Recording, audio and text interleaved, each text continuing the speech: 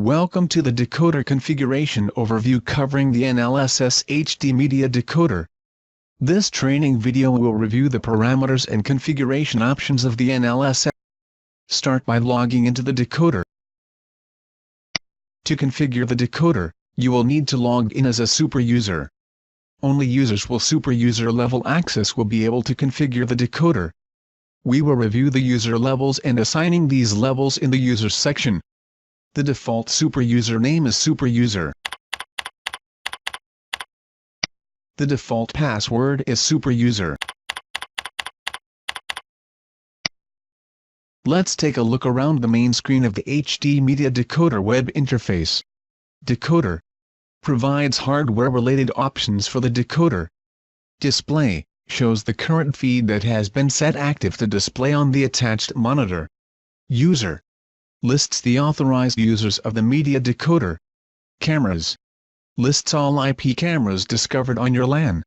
Streams lists all the non-camera video streams that have been configured. Channels lists all the channels that have been configured on the media decoder. Views lists all the views that have been configured on the decoder. Sequences lists all the sequences that have been configured on the media decoder.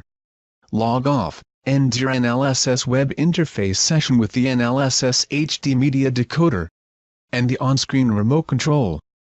This remote control is used to change channels, views and sequences that are displayed on the monitor from the Media Decoder web interface. Now that we have an overview of the main areas of the Media Decoder web interface, let's take a closer look at each of these areas and how to use them for configuration of the HD Media Decoder. First, let's look at the decoder parameters. Total disk, the total space of the decoder. Free disk, the free disk space of the decoder. Firmware version, the version number of the firmware installed on the decoder. Display width, the width, in pixels, of the display for the output stream. The default value is 1920 pixels. Display height, the height, in pixels, of the display for the output stream. The default value is 1080 pixels. Decoder name, an arbitrary name you can give this decoder. Global username, if use default is selected, then the decoder will connect to your IP cameras using their factory default usernames.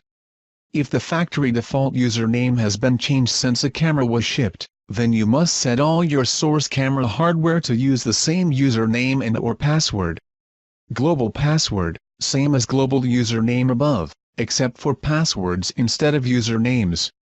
Use DHCP, whether or not DHCP, Dynamic Host Configuration Protocol, was used to configure the device with an IP address on the LAN. IP address, the network address of the decoder. Subnet mask, the subnet mask of the decoder. Default IP gateway, the internet address of your LAN gateway. Note: a valid default gateway must be set and should not be left blank. Primary DNS sets the IP address for the DNS server of your LAN. Enable SSH, Secure Shell. By enabling SSH, the decoder can be accessed remotely for maintenance or troubleshooting purposes. As long as SSH is disabled, no one can log into your decoder via SSH, even if they have your SSH password. For more information regarding SSH, please see the NLSS HD Media Decoder User Guide. Disable OSD disables the information on a video stream from appearing whenever you switch channels, views or sequences. Disable Discovery, checking this box will turn off the discovery feature of the decoder. As a best practice, it is suggested to disable discovery once all cameras have been found to minimize unnecessary network traffic. Discover cameras, this button will momentarily turn discovery on to discover any cameras that have been added after the initial installation of the decoder. The DC400-2 supports dual monitor mode, a decoded video stream or view can be rendered on two HD displays. One via an HDMI and the other using DVI. Update firmware. To install an updated firmware version from a file located on the local PC or network, click on Upload Firmware to browse to the desired file and then click on Update Firmware to install the file on the decoder. Configuration Restore. Select a backed up configuration file and restore the decoder to the configuration parameters of the backup. Factory reset. Click this button to restore the decoder to its factory state. All information will be restored to the default except the decoder firmware version. Specifically, this action deletes all files, cameras, channels, views and sequences and resets the network default to DHCP. After performing a factory reset, the decoder will need to be discovered again on the network. Check Update. This option automatically updates the decoder's firmware from the NLSS update site. If new firmware is available, it is installed after confirming the update. The decoder automatically reboots after the installation is complete. This process may take a few minutes. Download logs.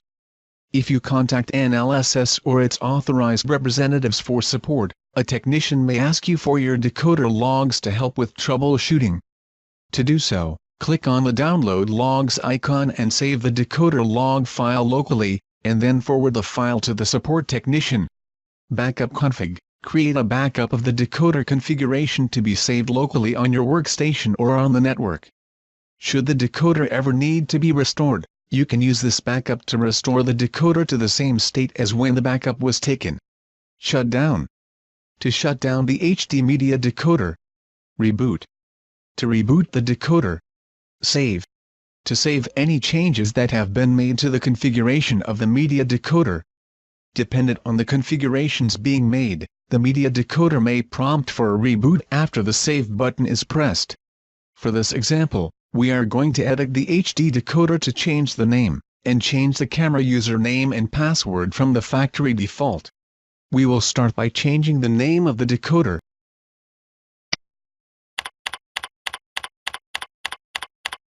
Uncheck the Use Default box to make the username and password field active.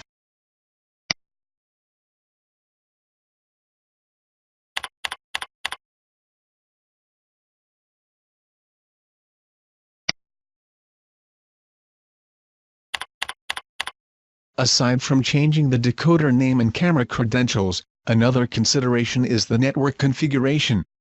The decoder is defaulted to use DHCP and receive an IP address, subnet, gateway and DNS from the DHCP server on the network.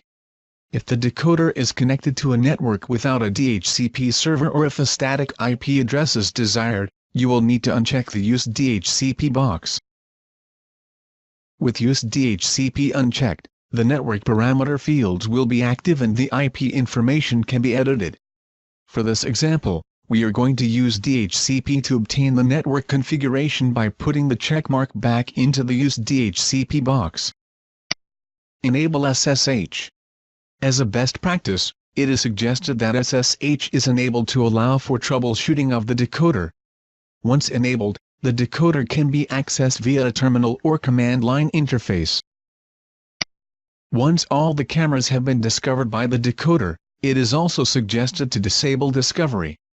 Once disabled, the decoder will only attempt to discover cameras upon startup. Disabling discovery helps to minimize the network traffic created by the decoder as it looks for cameras on the network. As mentioned earlier, you can also use the Discover Cameras button to start the discovery process on demand. This tool is useful for discovering and adding cameras to the decoder after the initial installation. Dual monitor mode. 2 monitors can be attached to the decoder, one to the HDMI port, and one to the DVI port. The arrangement of the display can be configured with 2 monitors attached to the decoder. The drop-down menu provides 6 options. Single monitor. 1 monitor is attached to the decoder, using either the HDMI or the DVI port. Dual horizontal. The current view is spread across 2 monitors that are installed in a side-by-side configuration. Dual horizontal swap exchanges the streams between side-by-side monitors. Dual vertical. The current view is spread across 2 monitors that are installed with 1 monitor above the other. Dual vertical swap exchanges the streams between monitors that are installed with 1 monitor above the other. And clone. Display the current camera or view on both monitors. Next, we will take a look at the configuration settings in the Advanced tab. Debug string. This is used by NLSS or one of their certified technicians to troubleshoot and determine a problem with the operation of the decoder. Orientation. From the drop-down lists, select the orientation of the monitor attached to this decoder. The correct orientation is when the top of the video stream corresponds to the physical top of your monitor in its intended position. The orientation positions are: normal, for monitors positioned horizontally, no rotation. Rotate right, for monitors rotated counterclockwise into a vertical position. When the monitor is rotated left, the video stream is rotated right to compensate. Rotate left, for monitors rotated clockwise into a vertical position. When the monitor is rotated right, the video stream is rotated left to compensate. Flip, for monitors rotated 180 degrees, horizontal but upside down. Stretch mode, adjusts the height and or width of the video on the display to fill the screen. Custom video setting. In most cases, the decoder will automatically detect the display that is attached. This drop-down list contains a few specific display types that require some custom display parameters. Video loss timeout, the length of time the decoder waits before indicating a signal is lost. From the drop-down lists, select a value in seconds that the decoder will attempt to connect to a camera. This configuration setting is useful when connecting to cameras that require additional time to negotiate a connection. Use the slider to cause a value from 0.5 to 8 seconds. NTP, check this box to set the time on the decoder using an NTP server. NTP server, the URL or IP address of the NTP server from which the decoder gets its time setting.